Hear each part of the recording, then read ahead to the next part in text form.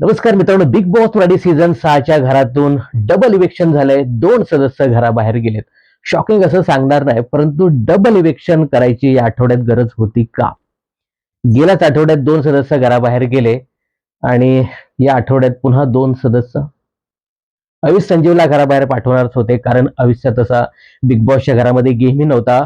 त्याला तशी वोटिंग झाली नव्हती आणि मेडिकल रिझनमुळे त्याला बिग बॉसच्या घराबाहेर जायचंच होतं. त्याची कंडिशन खूपच वीक झालेली होती. त्यामुळे त्यालाच बिग बॉसच्या घराबाहेर पाठवतील असं जवळपास निश्चित झालं होतं. पण करण सोनावणेची विकेट का बिग बॉसने घेतली, असा मोठा प्रश्न उपस्थित होतोय. मी नुकतंच सोशल मीडिया बघितलं ना, तर काही लोक असं सांगताना दिसतात की करण तरी खेळत होता, तेवढा प्रभू खेळताना दिसत नव्हता. प्रभूला वाचवण्यासाठी करणचा बळी घेतला का, असंही काही लोक सांगताना दिसतात. आता करण सोनावणे बिग बॉसच्या घराबाहेर का गेला? मित्रांनो, जे काही वोटिंग ट्रेंड यायचे त्याच्यामध्ये नक्कीच करण सोनावणे हा टॉप 3 मध्ये होता. बऱ्यापैकी त्याला वोटिंग होताना दिसत होती. तरीही करण सोनावणे बिग बॉसच्या घराबाहेर गेला. मला असं वाटतं की काही गोष्टी करणच्या बिग बॉसच्या घरामध्ये नडल्या त्याला. पहिली गोष्ट म्हणजे बिग बॉसच्या घरातील त्याचा ओव्हर कॉन्फिडन्स. मी सर्व काही करू शकतो, मला सगळं काही समजतं, हे जे आहे ना, हे करणला नडलं. दुसरं म्हणजे फॅन्सवरती ठेवलेला आंधळा विश्वास. माझे फॅन्स बाहेर बसलेत ना, मी नॉमिनेट झालो तरी चालेल, मला ती लोक वाचवतील. मांजरेकर सर इथे असतं ना, तर सांगितलं असतं, भले भले असे सांगणारे होते आणि ते बिग बॉसच्या घराबाहेर गेले, तू कोण आहेस? तर फॅन्सच्या जीवावरती करण सोनावणे उडत होता की ते मला वाचवतील. बिग बॉसच्या घरामध्ये कंटेंट देखील पाहिजे आणि वोटिंग तर पाहिजेच. कंटेंट असेल तुमच्याकडे तर वोटिंगची गरज नाही असं मी सांगणार नाही, पण कंटेंट मजबूत असेल तर मग किती वोटिंग कमी होते, तो बिग बॉसच्या घरामध्ये थांबणार. तसा त्याचा कंटेंट ही बिग बॉसच्या घरामध्ये नव्हता. तो सांगायचा, मी मास्टर माइंड आहे, मी सर्व काही करू शकतो, माझे पत्ते मी ओपन करू शकतो. परंतु त्याचा पत्ता नेमका कुठला होता ते त्याने जाता जाता देखील सांगितलं नाही. प्रेक्षकांनी असे त्याचे बाहेर जाण्याचे पत्ते काढले आणि तो थेट बिग बॉसच्या घराबाहेर गेला. बाहेर जाण्यासाठी तिसऱ्याने अत्यंत महत्वाची गोष्ट ठरली असावी, ती म्हणजे ज्या पद्धतीने काल करणने बिग बॉसला सांगितलं होतं की तुम्ही तुमच्यावरती कंट्रोल ठेवा. मराठीमध्ये सांगतो, तुम्ही तुमच्यावरती नियंत्रण ठेवा. मला वाटतं की हीच गोष्ट कुठेतरी बिग बॉसला खटकली आणि इसका तो गेम बजाना पडेगा असं म्हणून बिग बॉसने त्याला घराबाहेर काढलं. तेव्हा प्राजक्ता सांगत पण होती की तू तुझ्यावरती कंट्रोल ठेव, ते बिग बॉस आहेत, बिग बॉस हे सर्वोच्च स्थानी आहेत, तुम्ही असं बिग बॉसला सांगू शकत नाही, ते माझे सर्वोच्च आहे. तेव्हा करण बोलतो की हो हो, तुझे नक्कीच सर्वोच्च असतील. तर ही गोष्ट कुठेतरी बिग बॉसला खटकली असेल आणि याचा पत्ता बिग बॉसने कट केला असं सांगायला हरकत नाही. तसं सांगायला झालं तर करणला चांगली वोटिंग होत होती. हा, एक होतं की त्याचा बिग बॉसच्या घरामध्ये जास्त असा गेम नव्हता, परंतु प्लॅनिंग प्लॅटिंग करताना तो जबरदस्त दिसत होता. 2-3 वेळा तशी त्याची प्लॅनिंग ही दिसली. मला वाटत होतं की करण हा काहीतरी बिग बॉसच्या घरामध्ये करेल. या आठवड्यामध्ये असं वाटत होतं की तिसरा ग्रुप झालाय, त्यामध्ये काहीतरी करण आपली भूमिका चांगली बजावेल. पण जेव्हा त्यांची टीम नॉमिनेशन मध्ये आली, तेव्हाच मला कळालं की हे सगळं फ्लॉप आहे.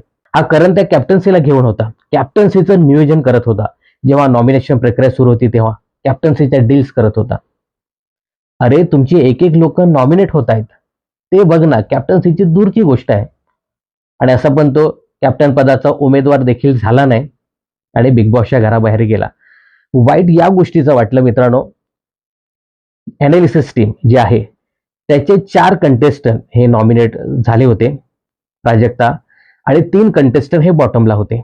त्याच्यातील 2 कंटेस्टंट घराबाहेर गेले. जेव्हा हे 3 कंटेस्टंट उभे होते, मग सचिन भाऊ असेल, अविश असेल आणि त्यानंतर हा करण सोनावणे, यापैकी 3 कंटेस्टंट जेव्हा त्या मेन डोअरच्या पाठी उभे होते आणि सचिन भाऊ एकटेच आले, त्याने जसं एंटर केलं ना आणि ज्या पद्धतीने ते ओक्साबोक्शी रडायला लागले ना, म्हणजे पुरुषाला आपल्या भावना अशा रडताना व्यक्त करता येत नाही आणि तेव्हा खूप वाईट वाटलं सचिन भाऊसाठी. आणि त्याने ते लगेच आवर्त घेतलं. म्हणजे माझ्या डोळ्याला पाणी आलं ते की यार, अशी कंडिशन येऊ नये त्यावेळी. पण सचिन भाऊने ते आवर्त घेतलं. आता या लोकांना कळेल की बिग बॉसच्या घरामध्ये गेम खेळायचा असतो, नुसती प्लॅटिंग करून चालत नाही, तर त्या गेममध्ये शिरून खेळायचं असतं. आणि बाकीच्यांचे देखील विशेष करून टोळी टीमचे धावे दणाणलेत. आपण हे कधीही यांचे शिकार होऊ शकतो हे रुचिताला चांगलंच समजलं आणि त्यांनी चांगला आता गेम खेळायला पाहिजे. मित्रांनो, प्राजक्ता ओक्साबोक्शी रडत होती, कारण तिला माहिती आहे की माझ्याच टीमचे 4 सदस्य नॉमिनेट आहेत. 5वाही कदाचित झाला असता, सागर कारंडे, परंतु तो तेव्हा कॅप्टन होता, नाहीतर 5च्या 5 झाले असते. आता या 3 कंटेस्टंट पैकी 2 कंटेस्टंट हे माझ्याच टीमचे जातील, यासाठी प्राजक्ता खूपच भावुक झाली होती, इमोशनल झाली होती. आता प्राजक्ताचा विदाऊट सोनावणे कसा गेम चालतो हे पाहणं खूपच इंटरेस्टिंग ठरणार आहे. मित्रांनो, आयुष्य सांगायचं झालं तर आयुष जेव्हा बिग बॉसच्या घरामध्ये आला होता तेव्हा वाटत होतं की यार विनिंग क्वालिटी याच्यामध्ये आहे नक्कीच, परंतु तो थोडासा बॅकफुटला गेला. त्यानंतर जसं भावने सांगितलं की तुला दिसायला पाहिजे, तुला खेळायला पाहिजे, त्यानंतर जे काही त्यांनी पिकअप केलं होतं ना ते कमाल एकदम. वाटलं होतं की याच्यामध्ये ती जबरदस्त स्पिरिट आहे आणि ज्या पद्धतीने तो मुद्दे ठेवत होता तर वाटलं होतं की यार हा पुढेपर्यंत नक्कीच जाईल, निदान टॉप 5 पर्यंत जाईल. पण त्याने गेम क्विक केला आणि त्यामध्ये त्याला आजार पण चिकटलं आणि तो आज बिग बॉसच्या घराबाहेर गेला.